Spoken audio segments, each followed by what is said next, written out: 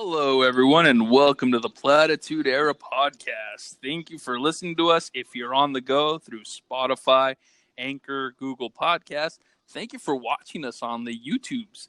This is all. You could find all this podcast goodness if you search Platitude Era, whether it's on the go or on YouTube. Now, enough with the commercial. This episode of the podcast, we will be reviewing a movie called Good Boys. Now, the story about this, or I guess let's begin with the synopsis. It's about three little kids that are invited to a kissing party, and the whole movie is about their wacky adventure on learning how to kiss girls. Marketing for this, very impressive. I think the marketing did really well.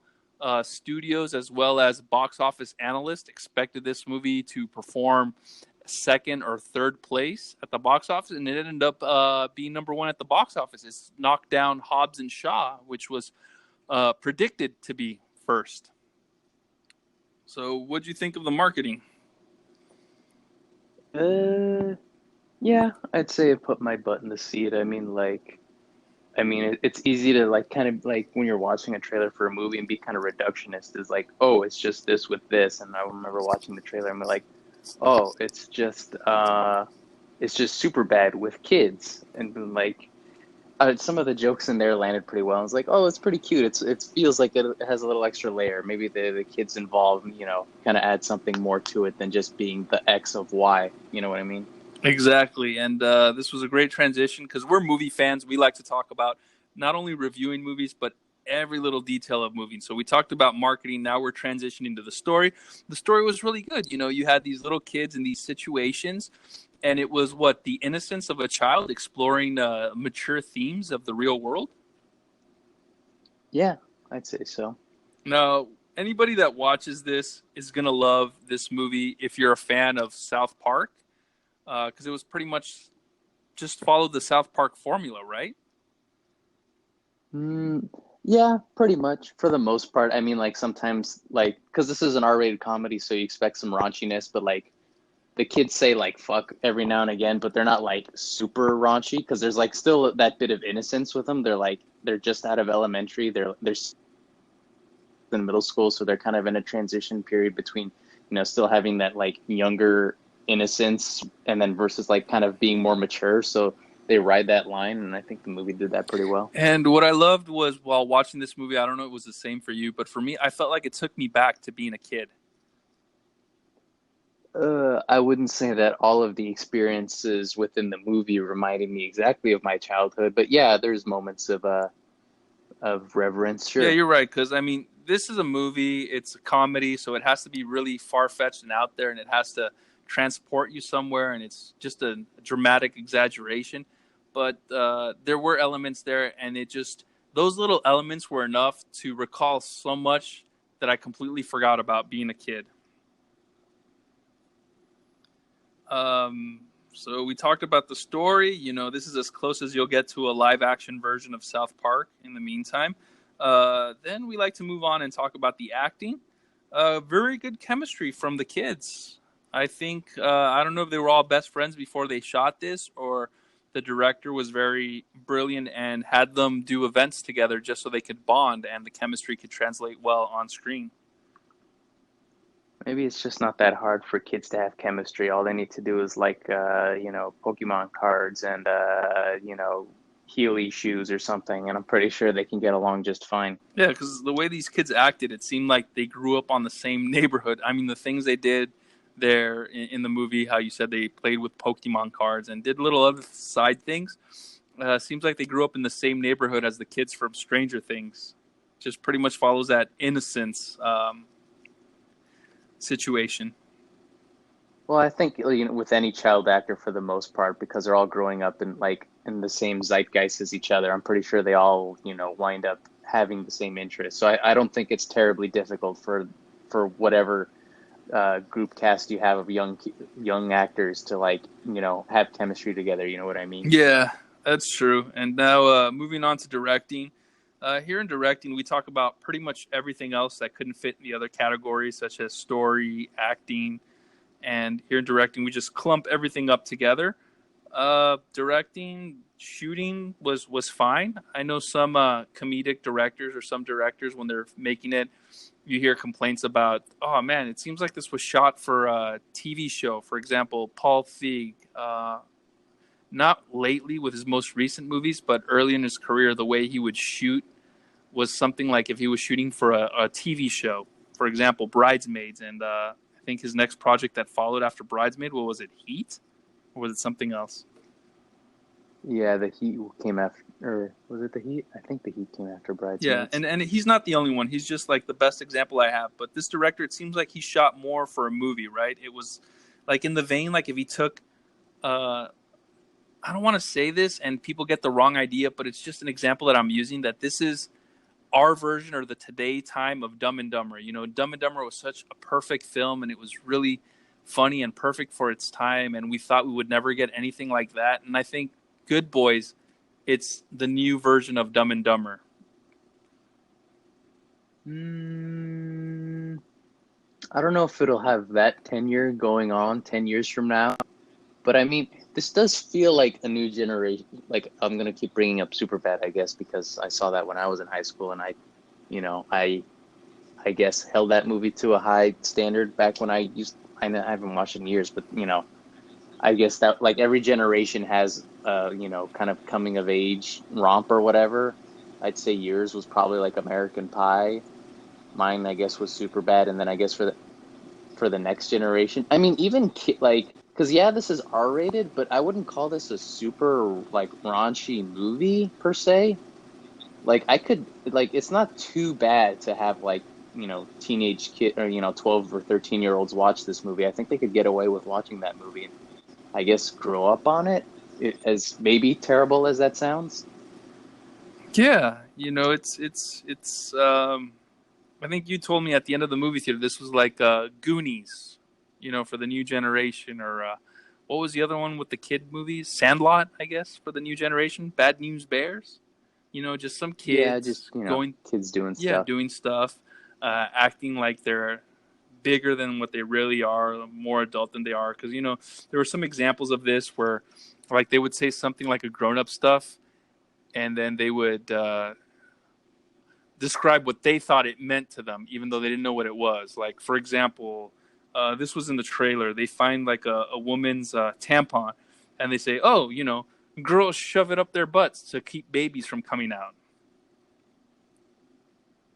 Yeah, that's what I like about this humor. It's like there's a lot of subtlety. I get it's interesting. So it has like the kind of dumb, goofy, like slapsticky kind of comedy, and then it also has kind of more subtler humor where it plays on like the kid's innocence because like they've heard words but they don't understand them. Like I think one like someone says, "Oh, you're a feminist," and then one of the kids is like, "I don't hate women," because you hear the word racist because you hate someone of a different race. You hear the word feminist, you think you hate a female person. So there's like a lot of like little moments like that like if you're kind of paying attention, like, you can get a good chuckle out of it. Yeah, and that's something that you would make a mistake as being a kid. I mean, everyone in general, when you're a kid, you would make mistakes like that. You would hear something and you would think about it, and you wouldn't even pause to be like, "Excuse me, I'm a little kid, so I don't know what that means." You assume something, like you said. You take the root of a certain word and you believe it's related to that. Mm-hmm. And then just some examples of the directing here, and how it felt like it was more directing for a movie and not for a TV show. I don't know if I'm saying this right or if I'm going to get it wrong and people are going to get mad, but there were some scenes, several scenes in this movie that I thought paid homage to other movies. Maybe people think that it was ripping off other movies. Did you think it paid homage, or was it ripping off, or maybe you didn't notice? Well, what are you referencing? All right, so first I'll start with this. The famous freeway scene. Well, before the freeway scene, these kids are walking through this patch of grass, and then they find the mall. They want to go to the mall. They find the mall, and then just the way the scene is framed and shot reminded me of Dawn of the Dead, the Zack Snyder cut. Go on. So I felt like that was paying homage to Zack Snyder's Dawn of the Dead, and it wasn't ripping it off. And it was just like, I know, but what does that mean? How is it paying homage? I don't even know how that's related. oh, just The director, how I think this was a more experienced director. How it was shot? Is that what you're saying? Yeah, how it was shot. I don't know. Because, like I was mentioning earlier, how some directors that make comedy films, they shoot it as if it was a TV show. And this director, the way that he shot it as if he was making a movie. And maybe what helped his project look like a movie was that he took elements from other movies and, in a way, paid homage to it. The director is Gene Stupinski. As a director, very few projects. He directed a couple episodes of The Office, The Office Outburst. I guess he directed a web episode of The Office. He directed 2 episodes of The Office, and this is his first feature film. Yeah, so in a way, you could tell the way the project was set up, that it was a director who was doing a feature film for his first time, didn't have much experience making movies, and this was his first time, and maybe had a TV background.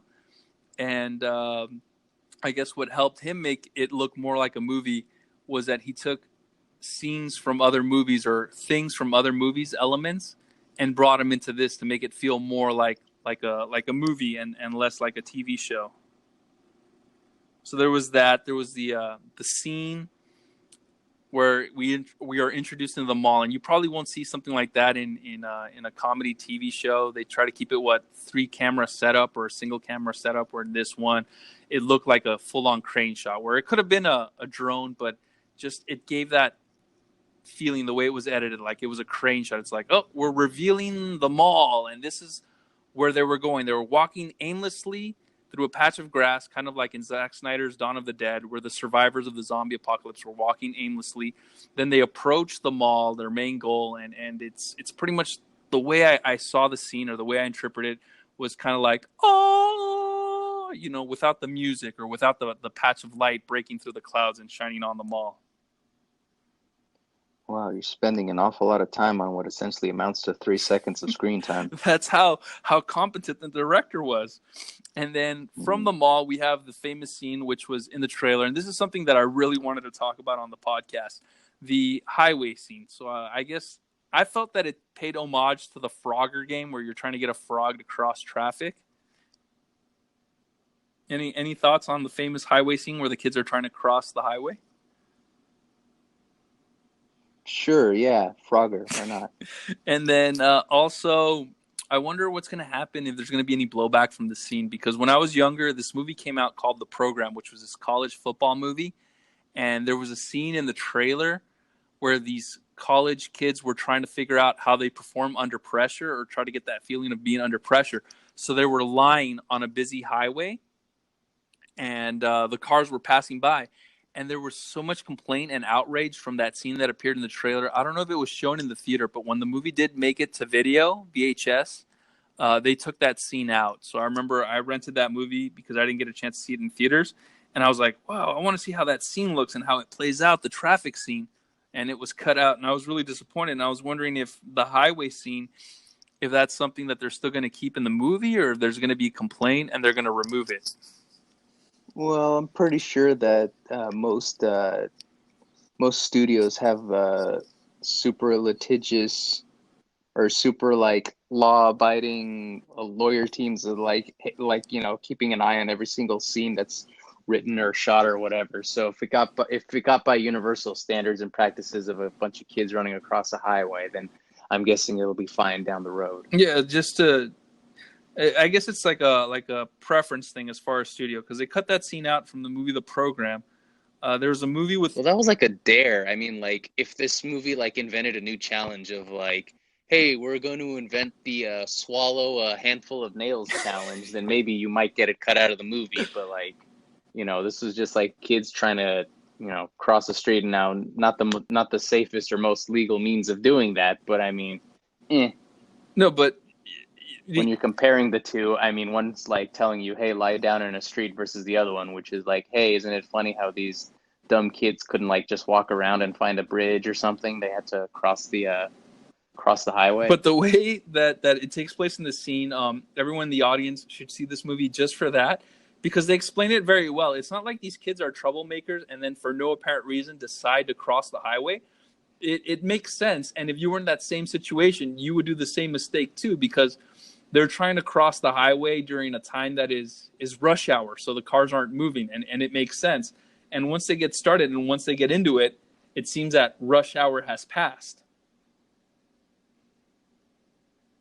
Now, there was this other scene that I felt paid homage to two movies at the same time. One was Texas Chainsaw Horror Massacre, and the other one was Training Day.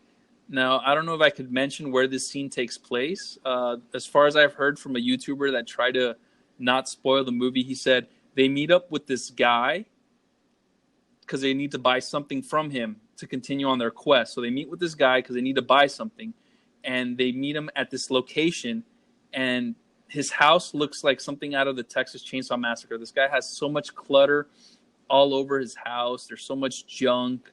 It was just a frat house. It was I mean, I don't know how you came to that conclusion. But I saw the similar. I mean, I can't say I've seen Texas Chainsaw Horror Massacre, or it's an entirety, but like I've seen bits and pieces, and I'm pretty sure that the house in Texas Chainsaw Horror Massacre is far filthier than just kind of normal frat house.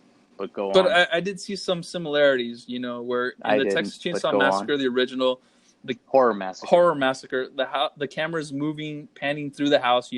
It's revealing the house, and you see junk everywhere. You see dirty plates. You see antiques, like really weird ones, animal bones, Indian catchers, different things. And in this one, it's kind of the same way, but kind of not, because like you said, it's a different location. It's a fraternity, so you see the stack of cups. You see the Playboys lying around. You see the bongs, the drugs. You've probably seen millions of raunchy teen college comedies, and have you ever once thought to yourself, oh, it's just like Texas Chainsaw Horror Massacre?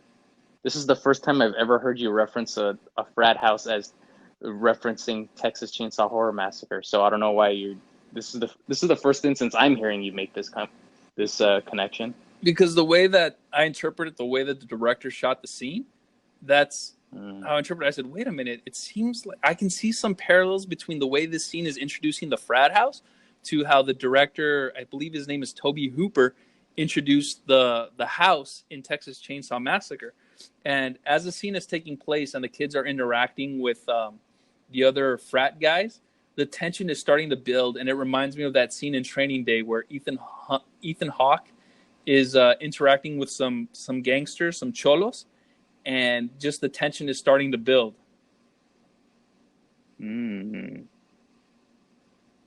I suppose film is subjective, but all of your comparisons I saw not at all. That's because you saw something different. You're not a big movie fan like I am. Yeah, I saw a comedy, and that's it. I didn't really necessarily see horror inspirations. Now, while we're on, or in your early 2000s cop drama inspirations. Now, while we're in that same scene, after that scene, they introduce an. Is this a review for this movie, or is this a review for other movies you've seen? No, this is a review for this movie.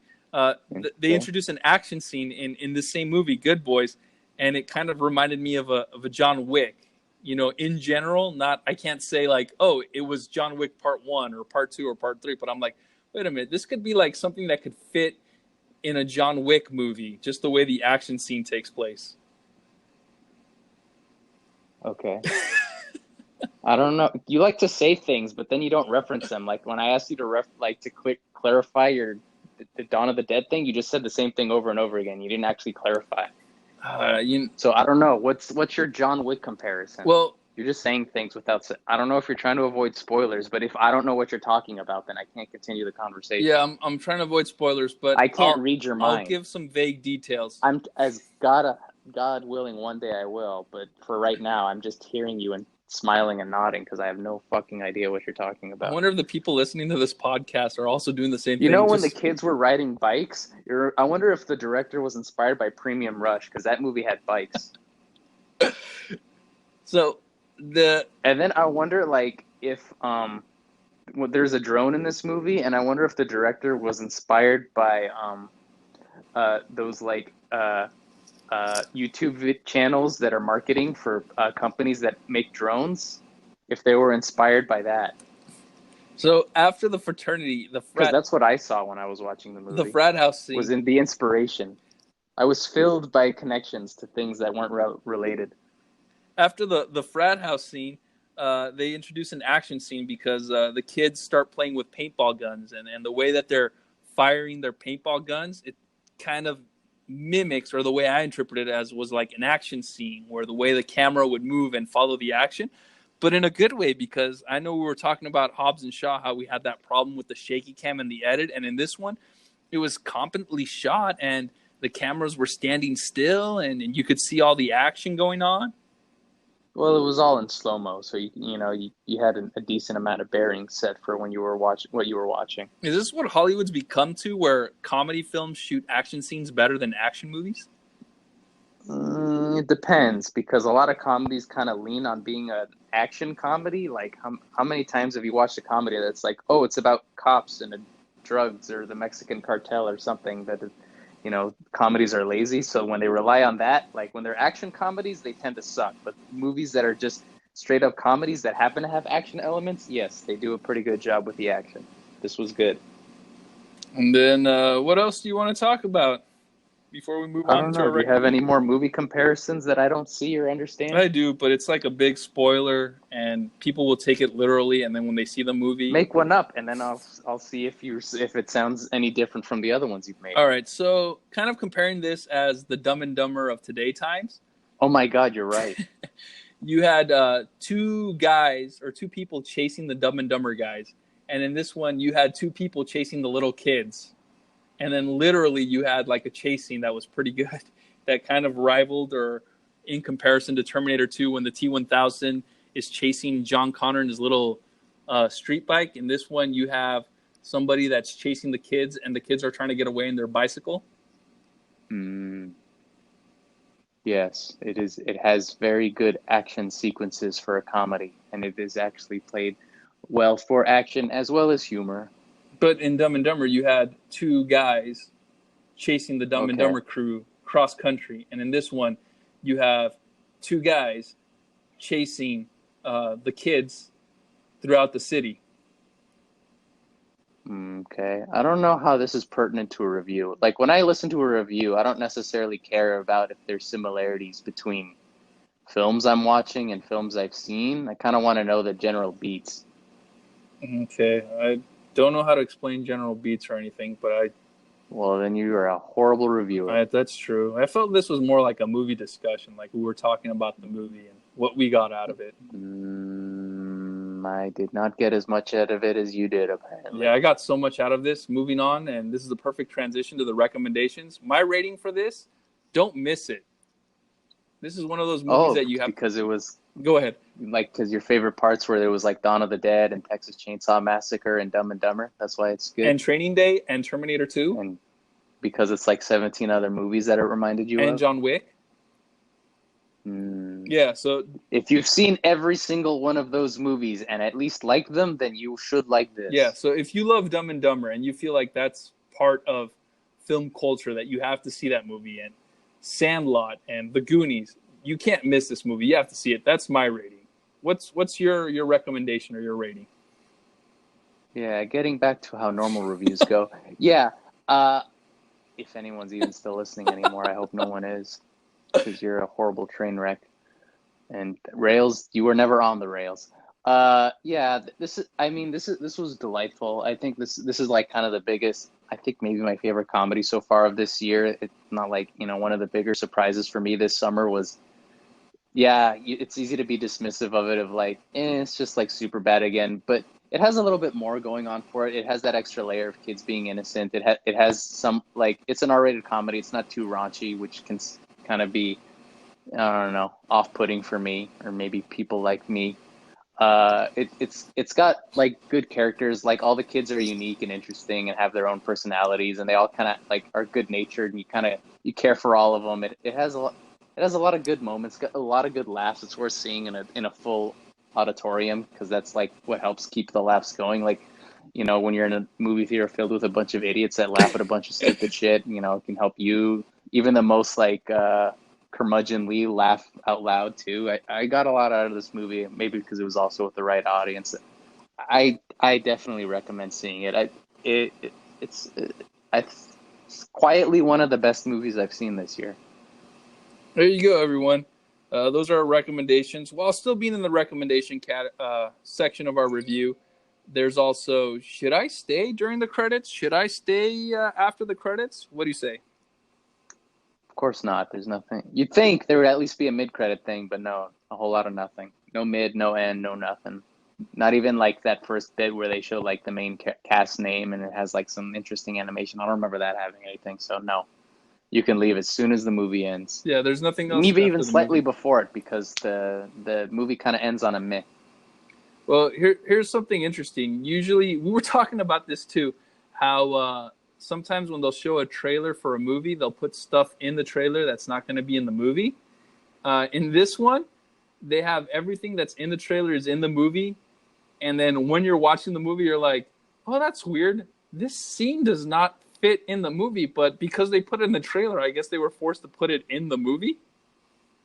Yeah. And we're gonna That's why I say that one bit at the end. It's like it's interesting because like a lot of the movie or a lot of the like scenes from the trailer are in the movie, but for the most part, I wasn't like, yeah, I already saw it. I don't know, it's not that funny.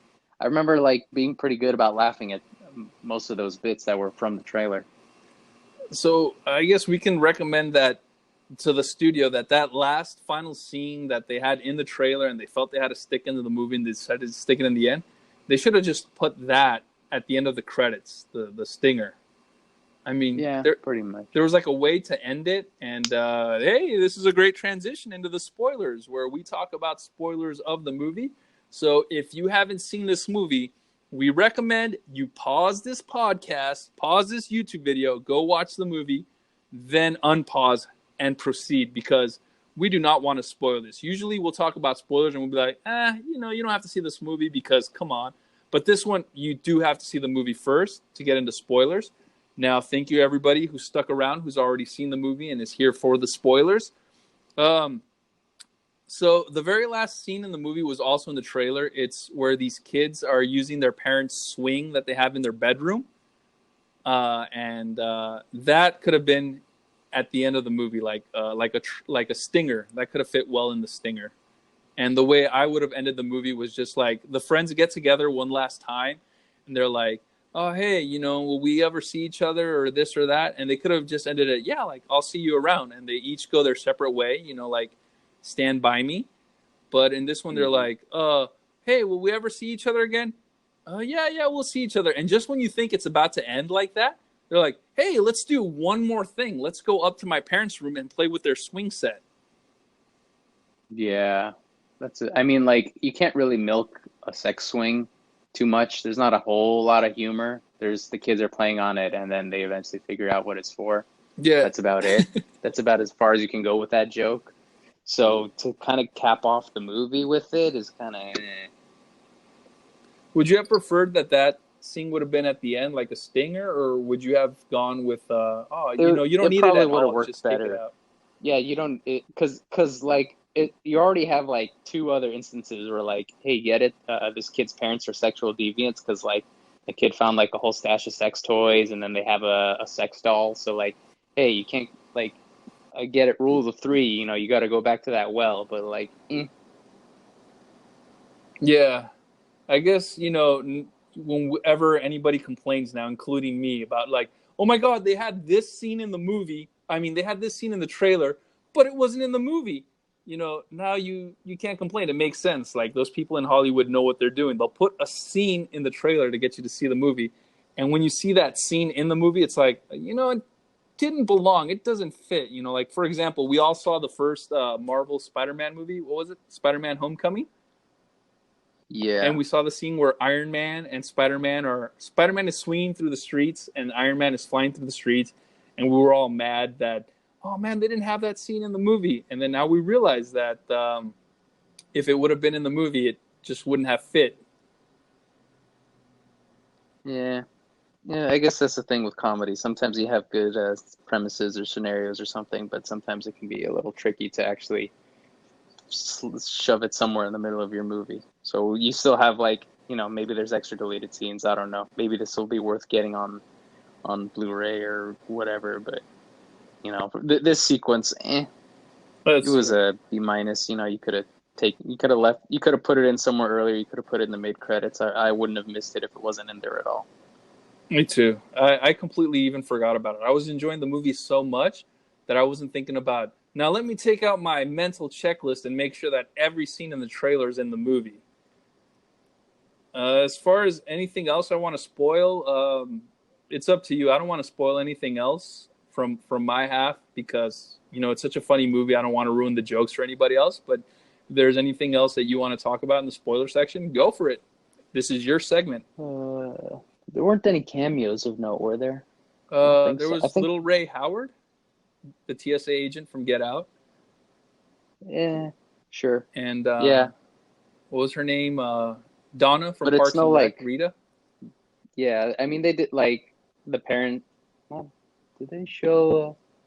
Yeah, I mean, like sometimes a cameo is like a highlight in a movie, as it was for Hobbs and Shaw. But there wasn't any reach out and grab you like cameos in this. Yeah, that's hard for us to mention because Will Forte is in the movie, and it seems like he's a cameo, but they credited him in like if he was an actor in the movie, even though he was in there as much as a cameo.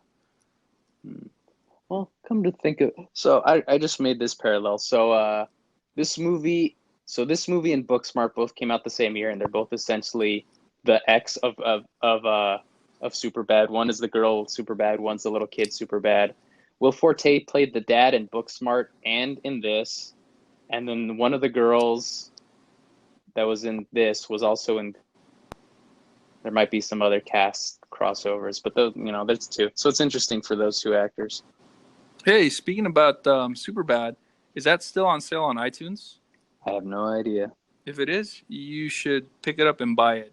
Just so we can go through it with a fine comb and see if we find Will Forte, and also because you said of all the significance how it was tied to your childhood. I mean, I haven't seen it in years, so how significant was it? Because you didn't need to see it because it was on TV. You probably saw parts in and Still out don't of need to it. see it. But really, I even got with all like I this needed out of it. exciting movie, I like this movie. I mean, I don't know, however many years after the fact I've seen Superbad. I mean, does anyone really reference Superbad or anything? Does anyone care? that's because we forgot about it. But everyone used to talk about, "Hey man, I'm McLovin." Mm. Yeah, that's about as far as anyone gets with that, huh? Yeah, that and the famous ending of Superbad where it was just a bunch of drawings of dicks. Yeah. Anything else you want to talk about the spoilers before we move on to the Easter eggs? There was like a tiny little Easter egg in this. I don't think so. I mean, this movie's pretty cut and dry. I mean, there's no surprises or anything, or any sequences. I mean, it's pretty straightforward a comedy. But I mean, like, it's just interesting. I thought I'd come up with just like it's not super surprising. It's not super out there, but I mean, it works pretty effectively. Maybe it's just the kids sell it well. Yeah, the kids did sell it well. I liked how each kid had their own personality. You had the one kid. His name was it Max? I don't know. I don't remember any of the kids' names. Yeah, you had the one kid who was the main kid. His name is Max. Jacob Tremblay. He was pretty much like the Michael Cera. You saw some Michael Cera there in him. He was like a bit of a nerd. Then you had his Well, they friend. kind of all are. Oh, that's true. Yeah, So this is worthy of talking about during an actual review, but you were more interested in talking about Dawn of the Dead. Is just like how each of these kids, like, I mean, there's the one kid with the spiky hair is interesting. Like, he wants to sing, but he kind of feels like the bad boy, so it's kind of a funny dichotomy between the two. But like, all these kids are kind of like honest kids. They're like the same kids, oh, they grew up like listening to anti-drug programs or whatever, like in third and fourth grade, and now like they have an interaction with people using drugs, and they automatically assume they're the kind of like the scum of society, and not just like people that want to use recreational drugs or whatever. They look down on like substance abuse, but it's just like people that want to like relax or whatever. So that's kind of a funny thing. One of the kids ends up being essentially a hall monitor because he loves like kind of authority so much, and you find it endearing. yeah. He loves it so much because they had this scene. What was it in the beginning or in the middle? where the hall monitors are pretty much like nerds and you don't want to be associated with them. And the one kid, he calls to the hall monitors and they create like this little buffer. All these hall monitors surround them and like they're chanting, they're doing their chant like, being a bully is whack. Get on the correct track. And like his two friends are being humiliated and embarrassed. But then you have the one kid who's a fan of authority. His name is Keith L. Williams, and he plays Lucas. And he's chanting along with it, and he's enjoying it, and that's no pun intended, his forte, his Will Forte. Moving on into the tiny little Easter egg in this, you have this one kid. His character's name is Thor. The actor's name is Brady Noon, and his sister is in this movie, and his sister's name is Annabelle. And when they introduced his little sister in this movie, everyone said, "Oh my God, she's named after the doll Annabelle from the Annabelle movies." And then not only is she named like the doll Annabelle, but also she has these little similarities. Like she'll appear into the scene without like nobody watching her. You have the kids; they're hanging out in their bedroom, and she doesn't even walk through the front door. She just appears or manifests into the scene. It's like, hey, what are you guys doing? And it's kind of like spooky, like Annabelle from the doll. Yeah, like the little sister, like was like that's the kind of character where it's like fun to watch them every now and again, but like if they're overused, could be super annoying.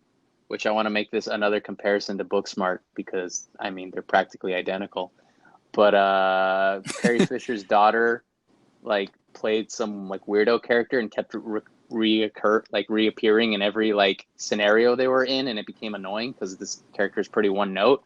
And the daughter the little sister only appears like in the beginning of the movie and the end of the movie, and it's like it's not annoying. It's like kind of a fun like it can like, oh, the annoying sister, that's funny, but it doesn't go overboard with it. Would you have given the I think the little sister appeared twice in the movie, correct?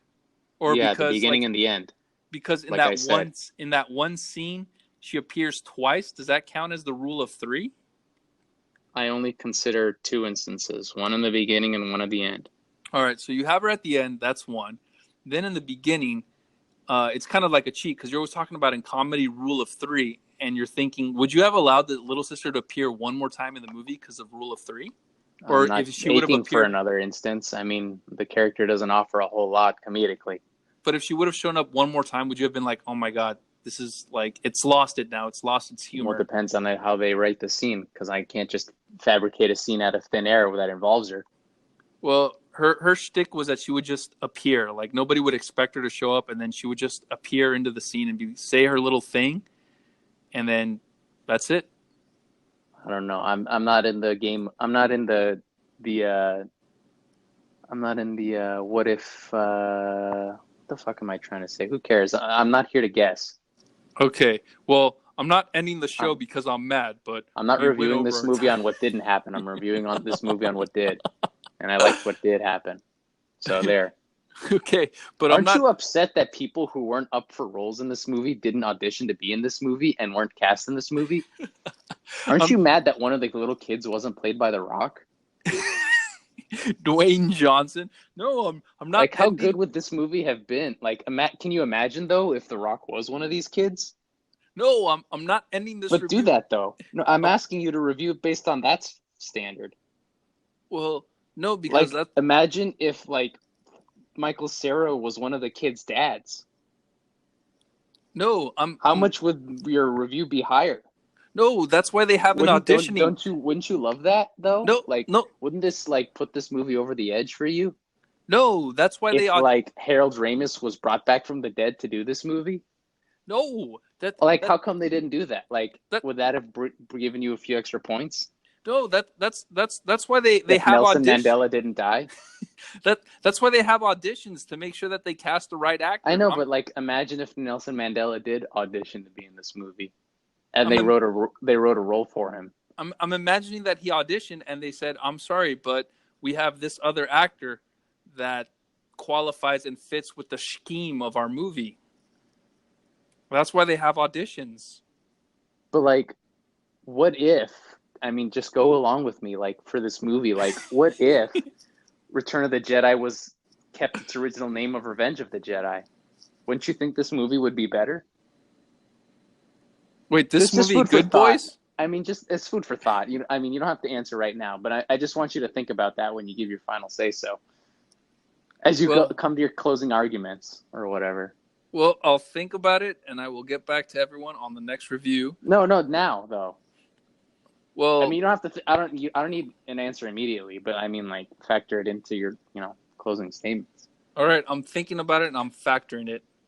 And, you know, given the context of this film, how it's humor and George Lucas's experience in comedy, which Jar Jar Binks was not No, I funny don't and need you to just answer my question now. I mean, I just want you to pencil it. Keep it in the back of your mind. well, I'd okay, hate to derail this stupid review, okay. Um, but well, don't forget how much this movie reminded you of Texas Chainsaw Horror Massacre. no, Jackass. well, everyone, thank you for listening to our podcast. And You how could come that little girl didn't wear like a leather mask on her face? you Like can made of people's skin. you well, one of the kids wore No, a I don't leather need you to mask made answer. of I don't need you to cows. answer me, but just to factor it in later Well, when you finish your closing thoughts. if you're enjoying this discussion and you want more discussions, you could listen to us on Spotify. Hey, download that Anchor app and send us a voicemail to see who's right. Am I right or is my co-host right?